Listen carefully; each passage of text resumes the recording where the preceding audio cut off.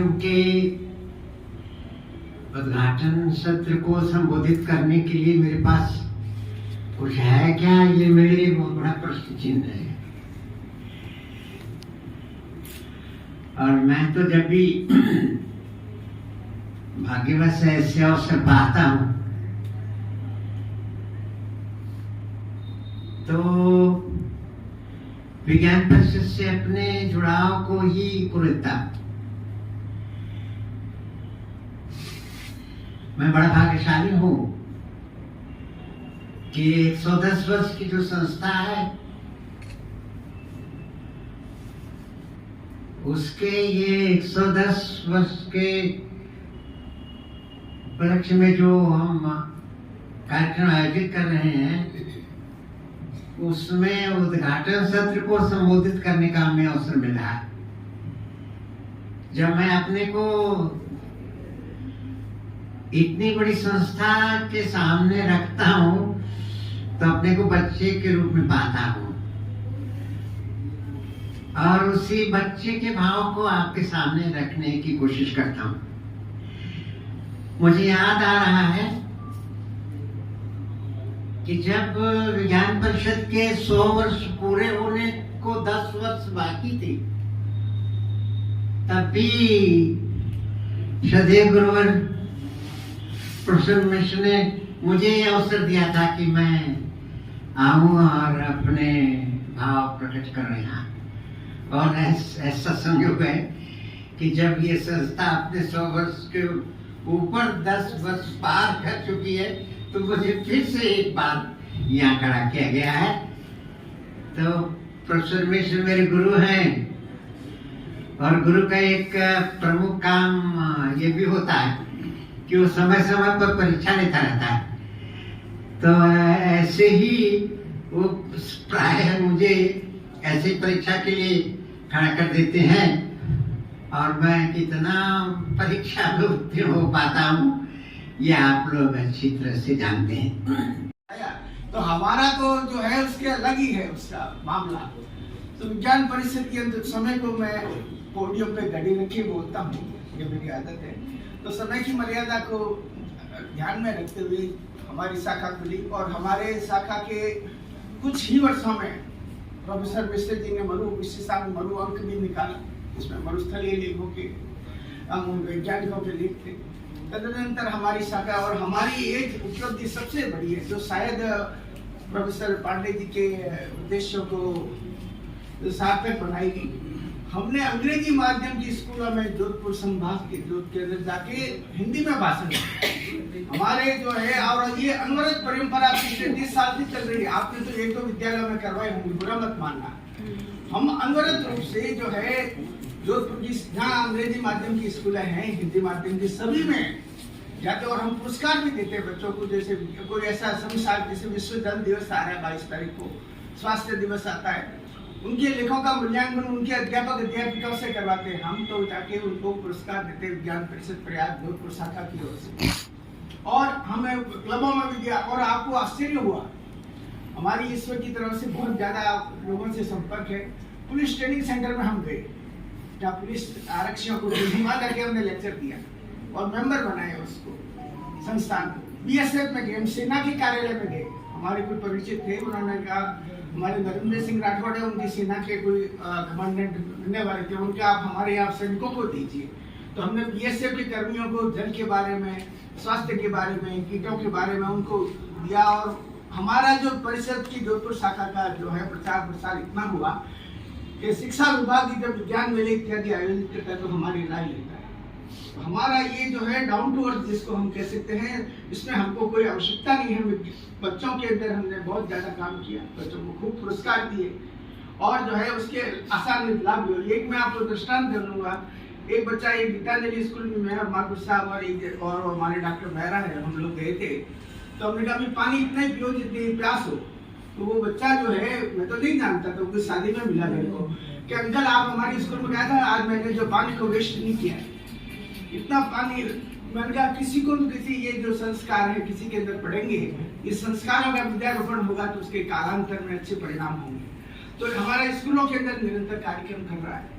दूसरी बात जो है, हमने हर बैंक को मेंबर बनाया हमारी विज्ञान परिषद को। आपका इसका गलत उदाहरण है कि अभी मैं आ रहा था तो केनरा बैंक में मेरा व्याख्यान था, विषम परिस्थितियां होगी।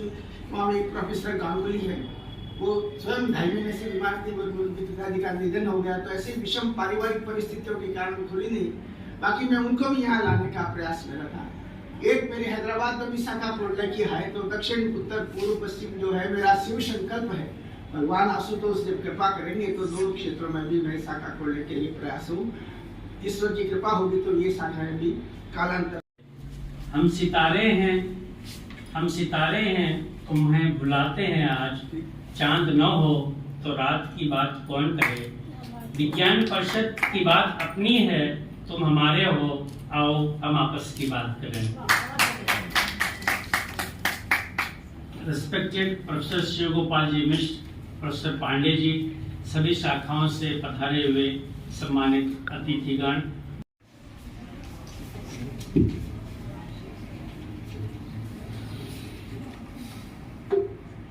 मैं विज्ञान परिषद से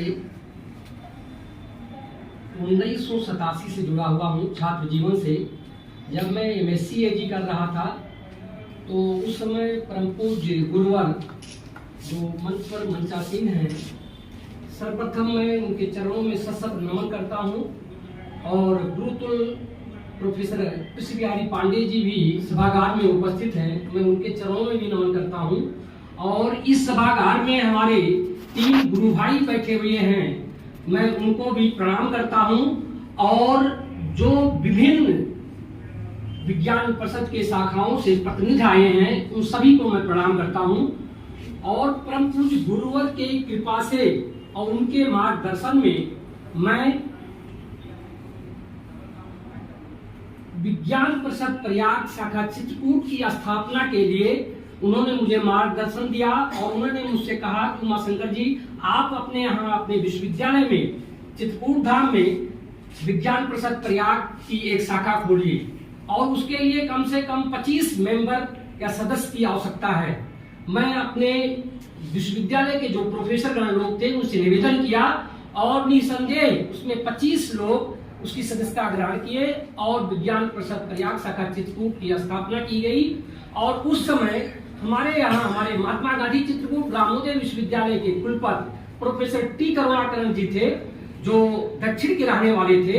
उनका बहुत ही सहयोग प्राप्त हुआ, और उनके मार्गदर्शन में मैं लगातार पहला जो सेमिनार किया वहां पर आयोजित किया, उसमें लगभग 500 कृषि वैज्ञानिक और उस क्षेत्र के जो किसान थे उनको बुलाया गया, और बहुत बड़ा कार्यक्रम उस समय उनके मार्गदर्शन में किया गया।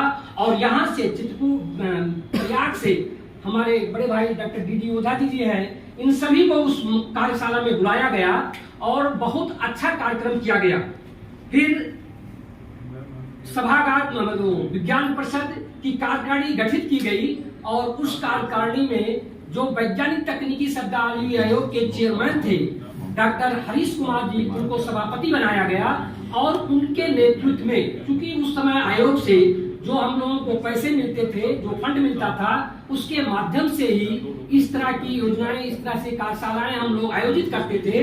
तो उसके माध्यम से लगातार 2002 में 15/7/2002 को हमारे यहाँ जो पहली कार्यशाला आयोजित की गई, वो डॉक्टर हरीश कुमार जी के नेतृत्व में, जिसमें हमारे कई राज्यों के हिंदी के जो निदेशक थे उनको बुलाया गया, और उस कार्यक्रम में उन लोगों ने भाग लिया। और उसका जो कार्यक्रम था वो 11 और 12 मार्च 2002 को, फिर 26 और 27 मार्च 2003 को भी कृषि विज्ञान एवं प्रौद्योगिकी के नए आयाम विषय पर भी बहुत बड़ा कार्यशाला आयोजित किया गया वहां पर। फिर 29-30 मार्च 2004 को भी एक राष्ट्रीय कार्यशाला का आयोजित किया गया, जिसका विषय था 21वीं सदी में विज्ञान लेखन की चुनौतियां एवं संभावनाएं। फिर 23-24 फरवरी 2005 को भी ग्रामोदय विश्वविद्यालय के परिसर में विषय पर भी कृषि क्षेत्र की वर्तमान समस्याएं एवं वैज्ञानिक तकनीकी द्वारा समाधान कैसे हो, उसमें कृषकों के सम्मेलन किया गया। और फिर राष्ट्रीय कार्यशाला जो हमारे जगत गुरु रामभद्राचार्य विकलांग विश्वविद्यालय के तत्कालीन कुलपति प्रोफेसर कृष्ण बिहारी पांडे जी, जो हमारे गुरुकुल गुरु भाई हैं, उनके नेतृत्व में उनको सभापति नियुक्त किया गया वहां का, और हम लोग उनके नेतृत्व में कार्य करना शुरू किए। उस समय जब पहला कार्यक्रम के लिए मैं भाई साहब के पास गया तो भाई साहब ने कहा कि ये कार्यक्रम जो है हमारे विश्वविद्यालय में किया जाए, लेकिन अब चूंकि सभापति थे, जिसा पांडे जी ने बताया भी, और हमारे सभापति थे, तो अब मैं सोचा इनकी बात को मैं कैसे टाल सकूं। तो अब हमारे कुलपति थे प्रोफेसर ज्ञानेंद्र सिंह जी। मैं उस समय बड़ा धर्म संकट में पड़ा कि इस कार्यक्रम को मैं विकलांग विश्वविद्यालय में कराऊं कि अपने विश्वविद्यालय में महात्मा गांधी चित्रकूट ग्रामोदय विश्वविद्यालय में कराऊं। उस धर्म संकट के कारण मैं उस कार्यक्रम को ना तो जगत गुरु रामभद्राचार्य विश्वविद्यालय में कराया और ना ही अपने विश्वविद्यालय में कार्यक्रम कराया।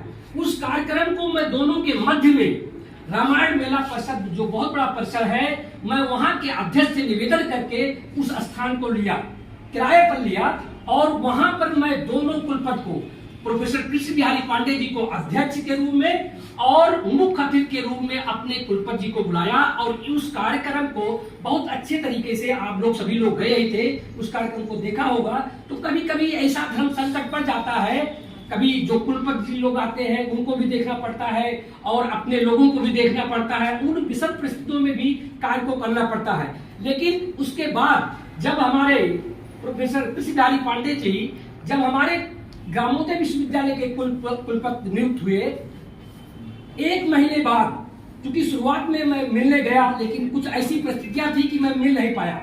जब मिल नहीं पाया तो मैं एक 21 दिन के कार्यक्रम में बंगलौर चला गया। बंगलौर से जैसे मैं आया जो है, तो गुरुजी ने मुझे बुलाया और डॉक्टर पवन सिंह जी को कहा कि आप दोनों लोग मेरे साथ आइए। मैं गया तो उन्होंने कहा कि आप लोगों को अब विज्ञान परिषद का एक कार्यक्रम यहाँ पर करना है।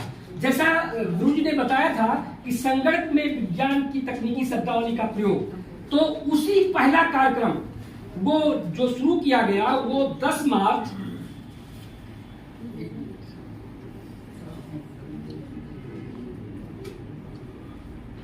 हाँ 22-23 अगस्त 2010 को वो कार्यक्रम किया गया, जिसके मुख्य थे माननीय सुदर्शन जी, और उसमें भी बहुत से वैज्ञानिक, भारतवर्ष के लगभग 100-200 वैज्ञानिक बुलाए गए थे उस कार्यक्रम में भी।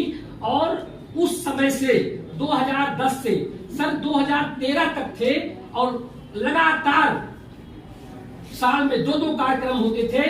और जैसा सर यहाँ कह भी रहे थे कि विद्यालय में जाइए, वहां पर जो है विज्ञान लेखन का कार्य कराइए, तो सर के निर्देशन में जब भी कार्यक्रम वहां पर हुआ था, उस कार्यक्रम के माध्यम से हमारे चित्रकूट जिले में जितने भी इंटर कॉलेज थे, उन सभी इंटर कॉलेज के छात्रों के द्वारा विज्ञान लेखन का कार्य कराया जाता था और उनको पुरस्कृत किया जाता था। उस मंच के माध्यम से पुरस्कृत किया जाता था, और यह माननीय प्रोफेसर कृष्ण बिहारी पांडे जी के कार्यकाल में बहुत अच्छा कार्यक्रम चला, और 2014 तक ये कार्यक्रम चलता रहा।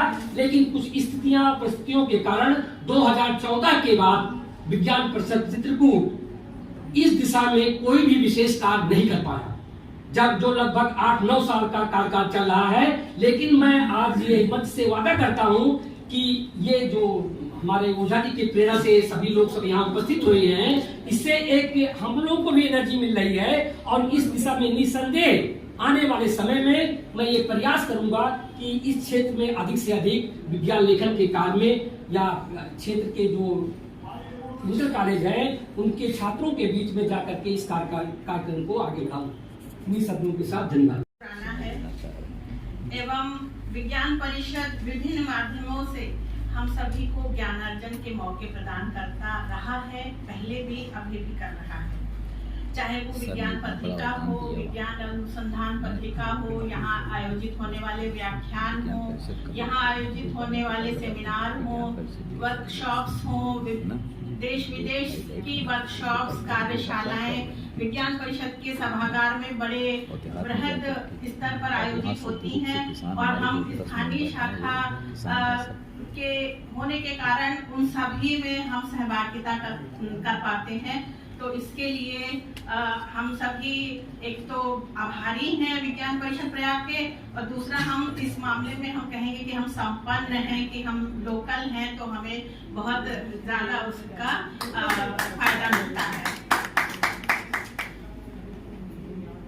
और विज्ञान परिषद लगातार हमें जो ये अनवरत होने वाले कार्यक्रमों में सम्मिलित करता है, उसके लिए आभारी तो हैं ही, साथ ही यहाँ के जो भी पदाधिकारी हैं, विशेषकर हमारे प्रधानमंत्री प्रोफेसर शिव गोपाल जोशी जी, उनके बारे में तो आप सभी जानते हैं। इसके अलावा professor Pandey ji, professor HP Tiwari ji, professor Dinanath Shukla ji, doctor PC Srivastava ji, professor Dinesh Mani ji, doctor Devvrat Dwivedi ji, आप लोगों का सभी का हमें सहयोग, मार्गदर्शन सभी कुछ मिलता रहता है। तो इस वजह से हम इस शहर के सभी महाविद्यालयों, यूनिवर्सिटी के भी टीचर्स को, विश्वविद्यालयों के टीचर्स, अब तो 2-3 विश्वविद्यालय हैं इलाहाबाद में भी, प्रयागराज कहना चाहिए वैसे मुझे, तो भी सभी महाविद्यालयों, कुछ हम इंटर कॉलेज के भी छात्र छात्राओं को सभी कार्यक्रमों में हम सम्मिलित कर पाते हैं। और सबसे सर्वप्रथम प्रोफेसर मिश्रा जी की प्रेरणा से, सहयोग से, प्रोत्साहन से या मार्गदर्शन भी हम कहें, स्थानीय शाखा का गठन डॉक्टर अर्चना पांडे जी ने अप्रैल 2008 में किया था। डॉक्टर अर्चना पांडे संप्रति विज्ञान परिषद प्रयाग की कोषाध्यक्ष हैं, आपने अभी देखा ही है, सुना ही है उनको। तो उस समय पदाधिकारी इस प्रकार थे: डॉक्टर अर्चना पांडे अध्यक्षा या संयोजिका थी, डॉक्टर अनिल कुमार शुक्ल बैठे हुए हैं, वो सह संयोजक या हम कहीं उपाध्यक्ष थे, डॉक्टर सुनंदा दास सचिव, डॉक्टर रोली श्रीवास्तव कोषाध्यक्ष, मैं बबीता अग्रवाल एवं डॉक्टर संतोष कुमार श्रीवास्तव कार्यकारिणी सदस्य। इस प्रारूप में इसका गठन हुआ। सबसे खास बात इस प्रारूप की ये थी, जो कि अभी आप लोगों ने भी इसको बताया है, कि इसमें सभी केमिस्ट्री डिपार्टमेंट के टीचर्स ही थे। हम सभी CMP डिग्री कॉलेज के केमिस्ट्री विभाग के सभी फैकल्टी मेंबर्स थे, ये सभी 5 लोग। और मैंने अभी देखा कि ज्यादातर यहाँ पर रसायन विभाग से जुड़े हुए सब मतलब विषयों से ही जुड़े हुए लोग हैं, पर अभी सर बॉटनी के हैं, हमारे PC श्रीवास्तव सर बॉटनी के हैं, तो अच्छी बात है कि ये सभी कुछ हम और भी मतलब विषयों के लोग हैं। तो जैसे अभी पांडे जी ने ही बताया था कि सभी ज्यादातर केमिस्ट्री के थे। अभी संप्रति जो यहाँ उपस्थित हैं उनके लिए है: चिर विजय का स्वप्न हूँ मन में सजोए। जो वैज्ञानिक कर्मवीर होते हैं उनके अंदर ये भावना होती है, चिर विजय का स्वप्न हूँ मन में सजोए, शूल में मैं फूल बनकर खिल रहा हूँ, मैं अडिग चट्टान पर्वत की शिला हूँ, मैं अडिग चट्टान पर्वत की शिला हूँ, व्योम से देखो सहज ही मिल रहा हूँ, धैर्य मेरे साथ है। ये वैज्ञानिकों में, आविष्कारकों में होता है। लक्ष्य भी देखो डरा सहमा बहुत है, दौड़ करके पाँव खुद ही चूमता है, समय का यह चक्र निर्दय पर गजब है, समय का यह चक्र निर्दय पर गजब है, मानकर आदेश मेरा घूमता है, मार्ग गिर के वक्ष पर निर्मित करूं मैं, मार्ग गिर के वक्ष पर निर्मित करूं मैं, रत्न सागर गर्भ से मैं खोजता हूँ, मार्ग गिर के वक्ष पर निर्मित करूं मैं, रत्न सागर गर्भ से मैं खोजता हूँ। इस धरा को गांव है मैंने बनाया, इस धरा को गांव है मैंने बनाया। किसने बनाया? वैज्ञानिकों ने। एक फोन है, मोबाइल, पूरी दुनिया से क्या ब्रह्मांड से जुड़ गए हैं। इस धरा को गांव है मैंने बनाया, सोच से आगे हमेशा सोचता हूँ। इस धरा को गांव है मैंने बनाया, सोच से आगे हमेशा सोचता हूँ। अस्त्र सूरज की किरण का संग में है, अस्त्र सूरज की किरण का संग में है, तिमिर है भयभीत छुप कर भागता है। अस्त्र सूरज की किरण का संग में है, तिमिर है भयभीत छुप कर भागता है। नींद आती है गहन जब भी मुझे तो, नींद आती है गहन जब भी मुझे तो, सजग है विश्वास हरदम जागता है, सजग है विश्वास हरदम जागता है। और आखिरी पंक्तियां हैं, कर्मवादी वीर हूँ, कर्मवादी वीर हूँ रुकता नहीं हूँ, कर्मवादी वीर हूँ रुकता नहीं हूँ, तीव्र है रफ्तार से भी गति हमारी, तीव्र है रफ्तार से भी गति हमारी, ग्रह नक्षत्रों पर अभी जाना मुझे है। ग्रह नक्षत्रों पर अभी जाना मुझे है। बहुत सारे रहस्यों को खोजना है। ये वैज्ञानिक खोजेंगे, आप लोग खोजेंगे, नए कार्य करेंगे, पूरी दुनिया को, ब्रह्मांड को और भी छोटा कर देंगे। ग्रह नक्षत्रों पर अभी जाना मुझे है। कर्मवीरों से प्रकृति है स्वयं भारी, कर्मवीरों से प्रकृति है स्वयं भारी। हमारे को सबको, विज्ञान संचारकों को ये सोचना है कि there are 3 types of audience. हम टारगेट ऑडियंस की तो बात करते हैं, लेकिन हम उसमें 2 ऑडियंस और हैं। एक स्पेक्टेटरी है जो आपको देखेगा और चला जाएगा, लेकिन हमारी आवश्यकता है हम अपने टारगेट ऑडियंस को हम पार्टिसिपेटरी ऑडियंस में कैसे बदल लें, प्रतिभागी बना लें उसे। और वो प्रतिभागी बनकर अगर उसने हमारी कोई डिजिटल स्टोरी देखी तो वो हमें सुझाए कि अगली स्टोरी आपकी ऐसी होगी और हम आपको रिसोर्सेज देते हैं। ये बड़ा भारी इंटरनेटिया कॉर्पोरेशन की जो है उस पर हमें जाना चाहिए और ये हमारा प्रयास होना चाहिए कि हम ऐसी चीजों को बेहतर ढंग से कर पाएंगे। मैं आपको बताऊं, मैं अभी पिछले दिनों एक स्थान पर बोल रहा था, अंतिम बात मैं बता रहा हूं जो गांव से जुड़ी हुई है। क्लासरूम में होने का आभास करेगा। ये आभासी दुनिया का चरम है और हम उधर की ओर बढ़ चुके हैं। तो लिहाजा हमें, जैसा कि अभी आर्या साहब कह रहे थे, तो लिहाजा हमें ऑनलाइन की दुनिया में ये जो आभासी दुनिया बड़ी हो रही है, हमारी वास्तविक दुनिया के बरक्स बड़ी होती आभासी दुनिया में, हम अपनी पूरी धमक के साथ हिंदी में विज्ञान को अगर जताना चाहते हैं तो बड़ी तैयारी करनी होगी। अब सबको मिलकर, हम सबको मिलकर तैयारी करनी होगी। उसके लिए बड़े सिंपल टूल्स हैं। आप देखिए, अगर आप विज्ञान परिषद को अगर खोजेंगे तो एक विज्ञान परिषद मिलेगी, भारत की विज्ञान परिषद, वो अलग संस्था है। लेकिन अगर विज्ञान परिषद ने अपनी धमक विश्व हिंदी सचिवालय के विश्व हिंदी डाटाबेस में बना रखी है, तो उसकी अपनी एक एक्टिव वेबसाइट हम लोग बनाएं, उस पे अपनी पत्रिका को भी अपलोड करें, उस पे अपने वीडियो भी अपलोड करें। और ये बहुत जरूरी हो गया है कि हम, चूंकि हम आप देखें ना, जो हमारा ऑडियंस है उसमें विजुअल कम्युनिकेशन की धमक बड़ी तेजी से बढ़ रही है। हम वीडियो से बात कर रहे हैं। आज कोई ऑडियो कॉल कम कर रहा है, वीडियो कॉल ज्यादा कर रहा है। हम देखना चाहते हैं, हम देखकर समझना चाहते हैं। लिहाजा हमें उस विजुअल कम्युनिकेशन की दुनिया में अपनी मौजूदगी जतानी बहुत जरूरी है। छोटी छोटी डाटा टेलिंग स्टोरी बना सकते हैं। अभी फ्रांस के एक प्रोफेसर ने विभिन्न प्रकार के सिद्धांतों को समझाने के लिए 2 से 5 मिनट की छोटी छोटी स्टोरीज बनाई है। डिजिटल स्टोरीज है, उसे कहते हैं डिजिटल स्टोरीज। और डिजिटल स्टोरी टेलिंग, हम सब कहानी कहने में माहिर हैं, तो क्यों नहीं हम विज्ञान को कहानी के तौर पर कहते हैं। तो हम डिजिटल रिसोर्सेज जुटा लें, छोटे छोटे फोटोग्राफ्स जुटाएं, सम स्पीचेस, सम चार्ट्स, फिगर हम जुटा लें और फिर एक बंधी हुई 2 से 8 मिनट की स्क्रिप्ट बनाएं, जिसमें वो कोई भी उसे सुने तो उसे समझ में आए। और फिर हम डिफरेंट टाइप्स ऑफ सॉफ्टवेयर का इस्तेमाल करके हम छोटी छोटी 2 से 8 मिनट की डिजिटल स्टोरी को बनाएं और उस डिजिटल स्टोरी टेलिंग के फॉर्मूला को लगाकर हम अपने हिंदी में विज्ञान को बढ़ावा देने का प्रयास करें। आप अपनी एक्टिविटीज को भी डिजिटल स्टोरी टेलिंग में ला सकते हैं।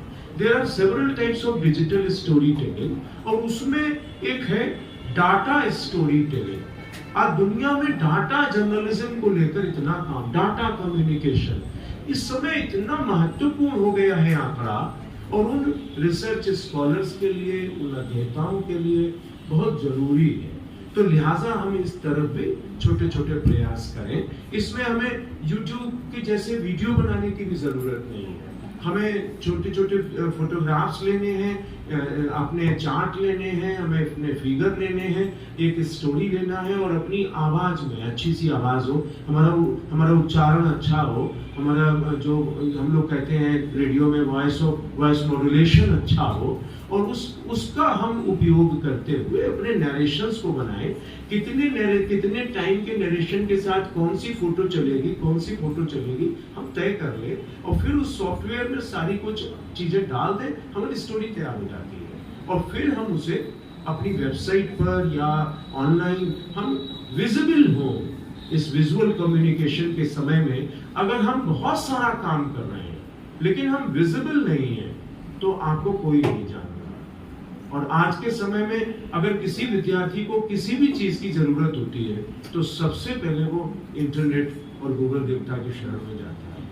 पिछले दिनों जब हमने डायबिटीज पर लिखना शुरू किया, मुझे जबरदस्त डायबिटीज है और मैं डायबिटीज में बालिग हूँ। इस समय 20 साल हो गए मुझे डायबिटीज के। अगर मोदी जी कहें कि बालिग डायबिटीज वाले ही वोट डाल सकते हैं तो आई एम एलिजिबल। तो मैंने डियर डायबिटीज के नाम से लिखना शुरू किया। दुनिया में जो भी डायबिटीज को गूगल में खोज रहा था वो मेरे डियर डायबिटीज ब्लॉग से जुड़ रहा था।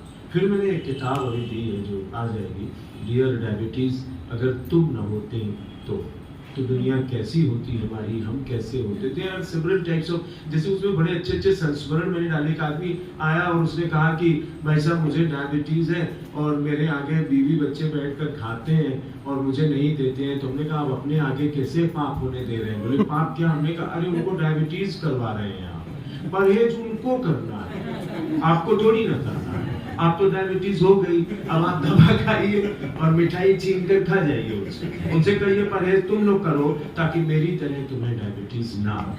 तो डियर डायबिटीज अगर तुम ना होती तो डायबिटीज में फॉर्मूले अच्छे है ना जिनको डायबिटीज होती है। कई लोगों को होगी, मैं बता दूं, आप खाना दावत में जाते हैं तो खाना आप प्लेट लेने से शुरू करते हैं। मैं नहीं शुरू करता, मैं मिठाई की तरफ से शुरू करता हूँ।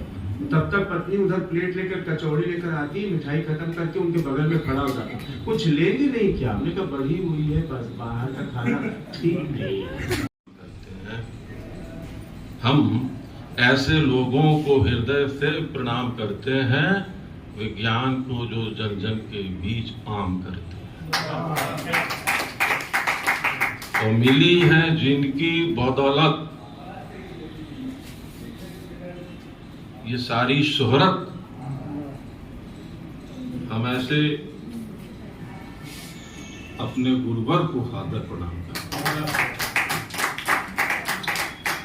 और क्योंकि मैं बहुत जोर देके कहना चाहता हूं कि ये 21वीं सदी हिंदी विज्ञान लेखन की सदी है और हिंदी का भविष्य बहुत बहुत बहुत उज्जवल है। और सारे वो हमारे प्राध्यापक बंधु जो विभिन्न विश्वविद्यालयों में कार्यरत हैं और जो हिंदी भाषी क्षेत्र के हैं विशेष रूप से उनसे, और जो हिंदी जानते हैं चाहे हिंदी भाषी क्षेत्र से हों, उन सारे लोगों से मेरा निवेदन है कि वो विज्ञान प्रेमी तो है ही, हिंदी प्रेमी भी बन जाएं और विज्ञान को जन जन तक पहुंचाएं। और बहुत बहुत पुनीत कार्य होगा। जैसे आप अपनी मातृभूमि से प्रेम करते हैं वैसे ही इस मातृभाषा से प्रेम कीजिए और विज्ञान को जन जन तक पहुंचाइए। बहुत सारी ये जो तपस्या करके हमारे आदरणीय गुरुवर प्रोफेसर मिश्र जी ने एकदम समझ लीजिए कि जीवन ही होम कर दिया है। इस हिंदी विज्ञान लेखन के प्रति जिस तरह से समर्पित है कुछ बताने की आवश्यकता नहीं, आप सारे लोग अवगत हैं। अब इस कार्य को आगे बढ़ाने की आवश्यकता है। आप सभी लोगों को ये पीड़ा उठाने के लिए अपने को प्रस्तुत करने की आवश्यकता है। बहुत तत्परता के साथ हमें इस विज्ञान लेखन की विधा को आगे बढ़ाना है और हम समझते हैं कि इसके लिए सिर्फ और सिर्फ या तो प्रेमी बनना होगा या तो फिर सेवी बनना होगा। और हम समझते हैं कि आपको भी पता नहीं चलेगा और वो फिर ऐसा पुनीत कार्य आपके द्वारा हो जाएगा, क्योंकि यूरेट की बात पिपेट क्या जाने ब्यूरेट की बात पिपेट क्या जाने, और पिपेट की बात ब्यूरेट क्या जाने, और कौन सी बूंद लाएगी अंतिम बिंदु, इसको इंडिकेटर की जात क्या जाने। विज्ञान के बारे में तो हम उधर मोड़ सकते हैं ना। मैं सोशल मीडिया की बात ही नहीं कर रहा था, लेकिन आपका कहना आपका वाजिब है एकदम कि भ्रष्टता की ओर बढ़ी तो है पीढ़ी, लेकिन हम लाए कैसे? हम इसे रोक नहीं सकते। नहीं रोक नहीं सकते।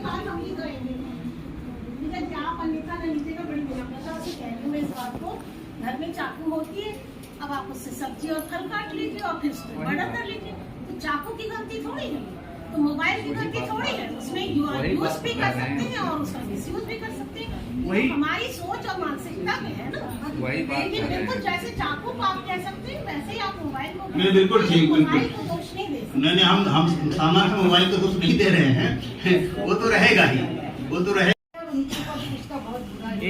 एक चीज हम बताएं, जाता है हमेशा कुछ भी देखे तो वही बात पहले आती है। एक हमारी बात सुन लीजिए। मैं संचार का आदमी हूँ और मैं बैठ बहुत आदर से मैं बता रहा हूँ कि हमने जब 1985 के दौरान 86 के दौरान जब राजीव गांधी प्राइम मिनिस्टर थे और उन्होंने टीवी को लाना शुरू किया, और इंदिरा गांधी ने 1982 में नॉन अलाइनमेंट मूवमेंट और एशियाड गेम के बहाने बड़ा बड़ा एंटीना लगाया था। हमने किसी को प्रशिक्षित नहीं किया था टेलीविजन देखने के लिए, हमने किसी को तैयार नहीं किया था, और एक पाउच संस्कृति ले आए थे हम, और उस समय हमने ऑडियंस नहीं तैयार किया। गलती क्या हुई कि टेलीविजन का बुद्धू बख्शा हमारे घर में इस तरीके से स्थापित हुआ कि हम अनर्गल चीजें भी देख रहे थे उसमें। हमने टाइम किलिंग तब भी नहीं देखा, और यही कारण है कि अब भी हम नहीं कर रहे हैं। किसी भी स्कूल के पाठ्यक्रम में ये नहीं है कि डाटा कैसे इस्तेमाल करोगे। बस डाटा का इस्तेमाल करके सबने ऑनलाइन एजुकेशन का सहारा तो लिया, लेकिन हमने कम्युनिकेशन की पढ़ाई कराई कहाँ? There is a lack of the media literacy. हम मीडिया लिटरेसी पर जाते ही नहीं है। मीडिया एजुकेशन तो है, मीडिया लिटरेसी नहीं है। आज हर के पाठ्यक्रम में, स्कूल के पाठ्यक्रम में हमें मीडिया लिटरेसी डालना पड़ेगा। हमें बताना पड़ेगा कि there are a media, web media, इसका हम कैसे इस्तेमाल करें, कौन सी साइट ऑथेंटिक है, कौन सी साइट खराब है, कौन आपको देगी, और कल्चरली हम किसको करें। ये माइंडसेट तैयार करने की जरूरत है। हम किसी भी टूल को, किसी भी समय को, किसी भी सुविधा को दोष नहीं दे सकते हैं। इसलिए हिंदी अनुवाद हो रहा था, और हिंदी अनुवाद में एक चिड़िया दूसरे चिड़िया से कह रही थी तू मेरे चिरोटा वाली को आंख मारती है। जब मैंने इसे सुना कि यह कार्टून फिल्म का हिंदी अनुवाद है, मैंने अपने अखबार में बड़ी सी खबर छापी, और उस समय सुषमा स्वराज ने संसद में लहराया था, यानी अनुवाद कैसा होना चाहिए, ये कैसे हम कर रहे हैं, ये कहाँ बच्चा तो वही अनदेख रहा है। तो वो क्या हुआ कि उस पर कानून बना कि अनुवाद की भी कोई स्क्रीनिंग होनी चाहिए। एनबीटी ने उसका मुद्दा उठाया कि कैसे हम, पूरी नेशनल बुक ट्रस्ट ने अनुवाद के लिए कार्यक्रम आयोजित करने, हमने भी इलाहाबाद विश्वविद्यालय में अनुवाद की कार्यशालाएं अभी करवाई है एनबीटी के सहयोग से। लिहाजा क्या है, जो जितौरी जी कह रहे हैं बहुत सही बात कह रहे हैं कि हम अपनी पीढ़ी को कैसे लाएं, लेकिन दोष ये है कि हमने उनके लिए कंटेंट क्या दिया। जो मैंने बात किया, हमने दिया ही नहीं है उन्हें कंटेंट। हमने बताया ही नहीं है रोचक तरीके से कि नमक कहां से आता है। हमने रोचक कहानियां, जो हमने कहा ना स्टोरी टेलिंग, जो हम कथानक कहते हैं, जो हम कहानी कहते हैं, वो देहात की औरत है ना कि एक रही राजा एक रही रानी, बहुत बड़ी वाली कहानी, हमरे मकान में कैसे आई पानी, ही बताओ तब हम जानी। तो चक्कर ये है कि हम बहुत दिनों से कहानी सुनाते चले आ रहे हैं। लिहाजा अब हमें चीजें सोचनी पड़ेंगी कि हम कैसे अपने पीढ़ी को तैयार करें, हम कैसे तैयार करें, और हमारी वो चीजें क्या ऑनलाइन है। बच्चा जब सर्च मारता है गूगल में तो 2,56,532 चीजें आती हैं। आपकी चीजें होंगी तो प्रारंभिक में आपकी चीजें दिखाई दे जाएंगी। जैविक अणु, हिंदी का विद्यार्थी बायोलॉजिकल पार्टिकल नहीं ढूंढता, वो लिखता है जैविक अणु, और जब जैविक अणु को खोजता है तो उसे जो है ना जीवन के उन अणुओं को सुझाया जाना चाहता है, दिखाई देता है जो अश्लील है। लिहाजा जैविक अणु पर हिंदी में कोई भी मैटर उपस्थित नहीं है। हम कहाँ हैं? हम विकिपीडिया पर अभी आप खोल लीजिए, विज्ञान परिषद के लिए एक पैरा लिखा हुआ है बस, और विज्ञान परिषद ने 110 साल में क्या एक पैरे का काम किया? हम विजिबली नहीं, हम विजिबल नहीं हो रहे हैं। लिहाजा मैंने जो बात कही थी, विजय चितौरी जी क्षमा, उनका तो कहना जो है वो अपनी चिंता जाहिर कर रहे हैं गांव में, लेकिन ये सही है कि हम इसके प्रसार को रोक नहीं पा रहे हैं। लिहाजा इसी बदमाश आदमी के साथ चलकर इसकी बदमाशी को कम करना हमारा बिल्कुल वैसे ही है जैसे विज्ञान का आप यूज भी कर सकते हैं और विज्ञान का मिस यूज भी कर सकते हैं। आप उससे क्रिएटिव काम भी कर सकते हैं, उससे मिसाइल बना के भी कर सकते हैं। तो विज्ञान का कुछ नहीं है। तो उस टाइम में हमको बुलाया गया था कि आप पत्रकारिता पर थोड़ा से प्रकाश डालिए, बीएससी के विषय थे। तो हम गए तो हमारे मन में कुछ जानते हैं बच्चे नहीं, तो हमने पूछा उनसे कि बच्चों पत्रकारिता और साहित्य में क्या अंतर होता है, ये पूछा हमने बच्चों से। करीब रहे होंगे 50 बच्चे रहे होंगे, तो कोई बच्चा नहीं बता पाया। जिन लोगों जो खड़े भी हुए बताने के लिए उन्होंने कहा कि पत्रकारिता और साहित्य एक ही चीज है, कोई फर्क नहीं है। तो जिसको समझाने में हमको कम से कम 5-10 मिनट लगा। हमने कहा देखो ये हम इस समय सूचनाओं के अंबार में हैं, ये जितने भी साधन हैं, ये अखबार है, रेडियो है, टीवी है, आपका स्मार्टफोन जितने हैं, हम जो है सूचनाओं के अंबार में, सूचना रात दिन देख रहा है लेकिन पेट नहीं भर रहा है, सूचना पर। और सूचनाओं में क्या है, निगेटिव सूचना है। 99% सूचनाएं निगेटिव है। वहाँ भ्रष्टाचार हो गया, वहाँ बलात्कार हो गया, वहाँ।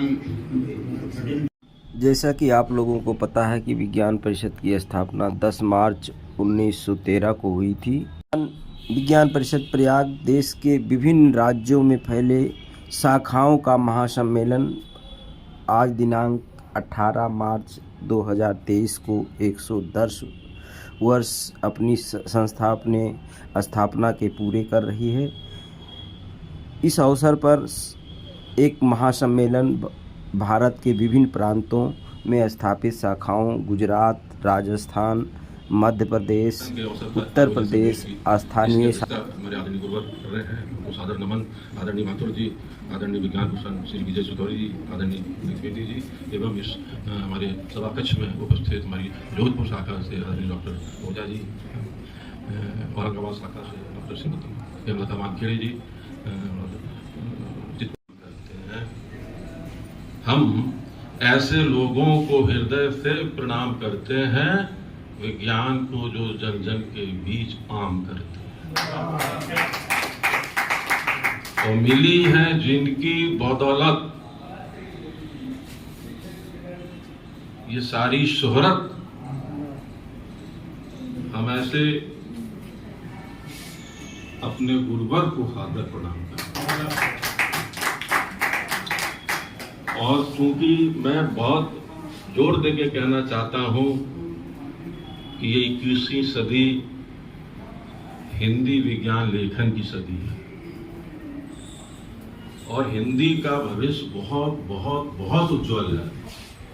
और सारे वो हमारे प्राध्यापक बंधु जो विभिन्न विश्वविद्यालयों में कार्यरत हैं और जो हिंदी भाषी क्षेत्र के हैं, विशेष रूप से उनसे, और जो हिंदी जानते हैं चाहे हिंदी भाषी क्षेत्र से हों, उन सारे लोगों से मेरा निवेदन है कि वो विज्ञान प्रेमी तो है ही, हिंदी प्रेमी भी बन जाएं और विज्ञान को जन जन तक पहुंचाएं।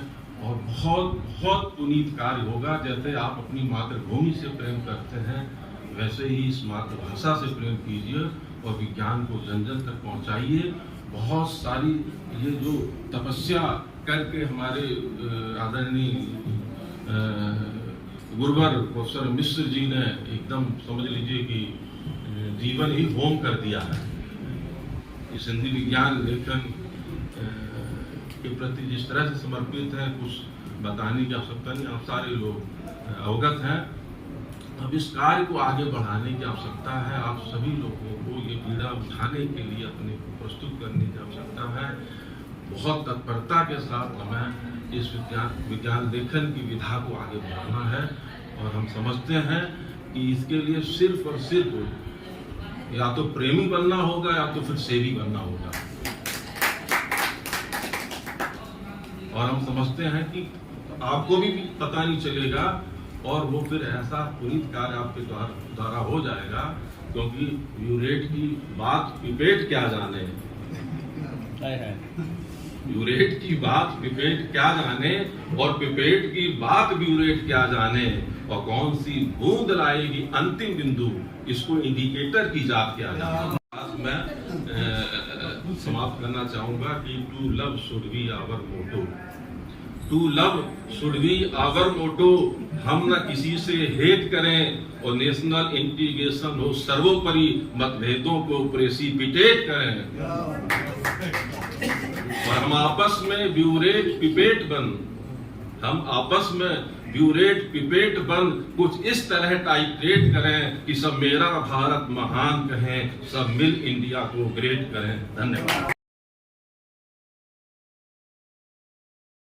हमारे पास जब मंजू शर्मा जी थी बायोटेक्नोलॉजी विभाग में, तो उन्होंने हमको पैसा दिया था और हम इस तरह के लेक्चर गांव में करा चुके हैं, ऐसा नहीं है। लेकिन उसके लिए आदमी चाहिए, एक समझिए कि एक समूह या एक पीछे चलने वाले कि जो जा करके ये काम करें, जैसे लोग धार्मिक लोग करते हैं। तो अभी वो अपने जानते पढ़े लिखे लोग